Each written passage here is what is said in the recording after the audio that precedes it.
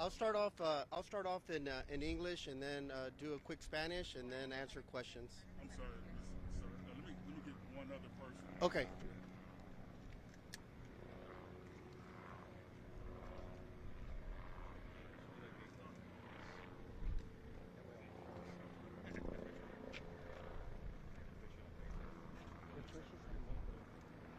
Yes, absolutely. I'll answer anything investigation. We're ready now, Sheriff. Okay, everyone ready? Yes, sir. Go ahead. Okay. Ed Gonzalez, Harris County Sheriff, joined here by other key partners that have been involved in the response out here. To my right, from the lead agency, the Harris County Fire Marshal's Office, I have been in touch with Fire Marshal Laurie Christensen. We have Deputy Chief Lawhorn. We have Captain Singleton. To my left, I have team members from the Harris County Sheriff's Office. We have Captain Douglas, that was one of the first ones on the scene, as well as Assistant Chief Tommy Diaz and Major Saul Suarez. What we know right now is that, most importantly, there is no off-site impact. There was no actual explosion. This was a fire. It was a heat exchange between two heavy gas oils. The fire is diminishing and contained on site, pretty much within the perimeter where everything happened at. The product is being depressurized at this time. The visible flares that we could still see from the highway, those are there simply to relieve some of the pressure. We've started opening up the roadways. We're starting now to also other personnel that's not needed on site. They're being relieved so that they could go on to other duties at this point. So these things are always scary when they initially happen, and we're just trying to get the best information we can. We also are waiting for a representative from Shell Oil, but they're not here yet, so we didn't want to delay this press conference anymore. So hopefully they'll be coming out with some type of statement here soon to advise the public of their information. Ultimately, they're the ones that have the answers, to what's happening ongoing. And the 5 contractors that were transported, it's precautionary. It's not anything directly related to the fire, just mainly the heat and responding and again, just the heat and the equipment and everything. So it's our understanding there's no serious injuries that have been reported at this time. Brevemente, lo que tenemos aquí es que el incendio en este momento está contenido. No fue una explosión, sino un incendio. No hay impactos a la comunidad alrededor. Y fue un intercambio entre dos gases medios pesados que ocurrieron. Un intercambio entre los dos gases. El incendio ya se está disminuyendo más o menos donde pasó todo. La lumbre que todavía miran es solamente para bajar la presión de que existe dentro de los tubos. Entonces eso va a ser visible. Entonces todo por el momento está contenido. Entonces va a haber una investigación más externa para ver exactamente qué pasó. 5 personas fueron trasladadas al hospital. Nos dice que están en buena condición.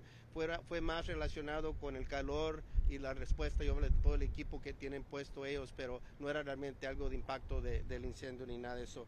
Also want to mention that I have been in contact also with County Commissioner Adrian Garcia. I know he had been in contact with Deer Park Mayor Mouton as well. So this has been really a multi-agency response. This is the way we respond to all scenes of this magnitude, and thankfully for the moment it appears to be contained, and again, no threats to the community or anything. If there's any specific questions, I'll probably defer to our partners at the fire marshals to answer any more specific questions, but I'll give it a shot. Harris County air pollution is out here on site, so they're monitoring that right now. So far nothing has been reported. I think we have a representative, so if she wants to join us as well. Harris County Pollution Center is here as well. They're always on site and do a terrific job, so they could answer that. Do you want to maybe respond to that real quick about the pollution control and your name and title? Hello, my name is Kamisha Saunier, and I am the Deputy Director of Harris County Pollution Control Services. And currently the emergency response team is out there and they're doing monitoring. And we also have air monitoring, which is our RAM is also out there. And so you all can always look at our website where it will show where all the points are dropped at if we have any type of problem. Thank you. Have you had like any dashboard information that's like available yet, or you still? Yes, it's compiling actually on our website. We're not seeing any impacts at this time. No, not at this time. that? How long will you all kind of be here monitoring the situation? Actually, we plan on monitoring until the fire goes out. And what have they told you what chemical was burning? We're gonna. I'll have to get back with you on that. Have they not told you that? They probably have. I just got on scene. My apologies. No problem. Sheriff, you said it was something about a heat exchange. Could you repeat that? What caused Yeah, the fire? it was described to me as a heat exchange that occurred between two heavy gas oils. So I don't know if one of you want to touch on what a heat exchange can cause. Captain James Singleton, our initial report was that they were working on the unit, and this unit processes a cracked heavy gas oil. As far as how it was caused, we're still under investigation. Do you know the name of that unit? No, the properties, this facility is owned by Shell. Don't have the unit name. Was there no explosion? Was that the case? No explosion, otherwise? There was no explosion. There was a leak that ignited shortly after the initial leak. And they were doing like routine maintenance kind of things going on, or what was that? That I'm still trying to determine. We're doing interviews right now. It's a little early on, but we are doing interviews right now, and we're waiting to gain access to the site once the fire's out. So the people who were injured were where in relation to the fire? Don't have that information right now. And are you satisfied with the level of communication you're getting from the facility? Yes, I would say that Shell's been very cooperative so far, and we're getting good cooperation. Does anybody put information on the care line anymore? That would be up to Shell. Yeah, that would be up to the facility to do that. So it was 5 contract employees, is that right? And Yeah, it's kind our of go understanding over there were that 5 situation. contractor employees. And they were just, it was a precautionary. That's what we're told. It was precautionary, primarily due just to heat exhaustion type things, just the natural heat of the day and the fire and proximity and things like that, but nothing where they're seriously injured. That's the preliminary information we have. Yeah, to You your know, knowledge, no one was burned in the fire. to our knowledge, no one was burned. Do we know what about the fire? Were these water,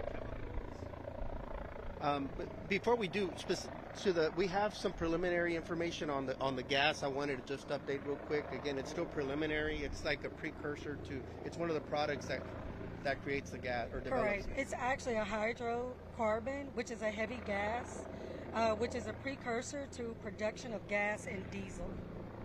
Thank you. The mayor described it as burnt carbon or something like that. Yeah, I think all of that, a lot of that will really be once we, our fire marshals and Shell could give more information. Again, I was hoping that they were here. We were waiting, give them some time to get here. We didn't want to delay at least giving you some information, and that's why we came on board. It sounds like people that live in the immediate area were never under any danger. There was no shelter in place. There was nothing of that sort. If not, we would have mobilized pretty quickly. As I mentioned, Captain Douglas was pretty much on ground zero pretty quickly. He was here pretty quick and would have alerted us. We also have our industrial liaisons, our deputies that are from the Harris County Sheriff's Office, very experienced. They're pretty much on site. I went on site by where the fire is taking place right now. I was in very close proximity, so we had conversations. So everything appears to be under control. Tell us what you saw, Sheriff, when you were standing. Yeah, we have the SEMA command post there. Again, it's Unified Command. We could see the flares in proximity, but I didn't see any raging fires at that point anymore. Did you want to add anything, Captain? Okay. Sheriff, ¿sabemos si van a venir las autoridades de Shell a hablar a los medios de comunicación? Los invitamos que vinieran. Parece que estaban escribiendo un statement para dar, y también los invitamos. Yo pensaba que iban a llegar aquí en tiempo, pero no están. Al final es la propiedad de ellos y ellos tienen que responder para los hechos que pasaron ahí. Tardamos cerca de 2 horas en recibir información oficial para informar a la comunidad. ¿Hubo una buena comunicación entre los directivos y las autoridades? Sí, pues nosotros sí pusimos algo de información inicial, lo que íbamos aprendiendo. Nunca dijimos que era algo necesariamente impacto a la comunidad, aunque yo sé que hay angustia. Entonces ellos últimamente al final son los que tienen que decir, pero sí hemos estado nosotros en la escena donde pasaron los hechos. Entonces yo pienso que la comunicación siempre está bien, obviamente que siempre puede estar mejor. Muchas cosas están pasando muy rápidas. Cuando estamos hablando que personas fueron trasladadas, estamos tratando de disminuir el peligro. También hay personas que están monitoreando el aire. Entonces hay muchas cosas pasando y siempre quisiéramos ser un poco más rápido, todos que están respondiendo, pero también queremos tener las cosas factuales. Given the amount of smoke in the air, I guess I'm surprised that there wasn't a shelter in place without payment. Like, what is there anyone that can speak to the level of why not today? Anybody want to speak to? Did that maybe? have to do with the direction of the wind? I read the advisories from, I think, LaPorte and Deer Park both said that there wasn't a very strong wind that was necessarily moving anything. Everything was still contained. And then once they determined what it was and that it was pretty much, they started depressurizing everything, it basically is putting itself out in a way. There wasn't a concern that it was going to spread and there was no impact. The flame was contained. And I don't know if anybody wants to give anything more detail than that. Who's the one that makes that call? It would be the unified command that's on scene. Who makes that type of call if there would be a concern? The authority having jurisdiction. Yeah. So in this case, it would have been you all, right, to determine. Actually, it would have been the local fire department, the fire chief, or the police chief. Yeah, if they felt that it was an actual threat to the rest of the public. And when it first happened, they were talking about, did they evacuate all the employees, and then what happened then? Did they? They started trying to account for everyone, and it was our understanding that everybody was accounted for, and folks that ran from that initial perimeter where everything happened. As big as it was, it seemed pretty much contained inside the facility. It's a pretty large complex. It took us quite a bit to navigate our way into the hot zone, if you will, and so it was pretty much contained there, and everybody had already been moved back. Do you have any idea how many employees, people were in the kind of immediate area when it happened? No, that's something we're going to have to probably timeline, and Shell will have to provide. Yeah. Somebody from the fire marshal's office. I mean, so this has been described as routine maintenance. So then, what could have happened to spark a fire if this happened? This routine.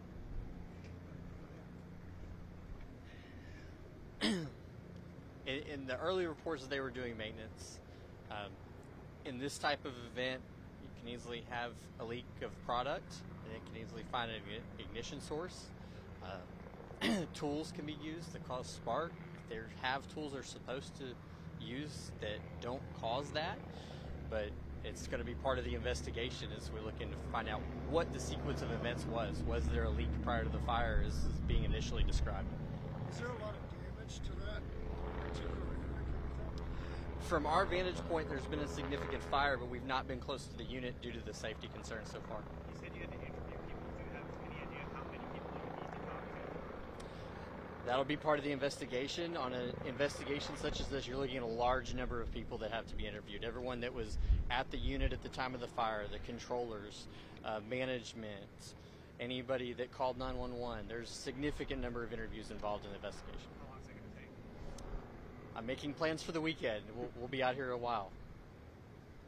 I also want to just briefly thank all the first responders that did show up out here, from all the local fire departments to the police departments. I saw Precinct 2 constables, Deer Park Police, other agencies, obviously the Sheriff's Office, and really appreciate everyone. That they may not physically be here with us right now, but they've been responding and assisting. Ma'am, from pollution control, do you mind, could you step to the mic?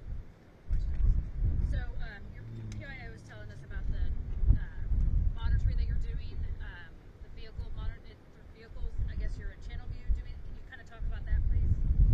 Actually, I'll have to get back with you if you don't mind. Oh, yeah, because they told us it would come from the presser.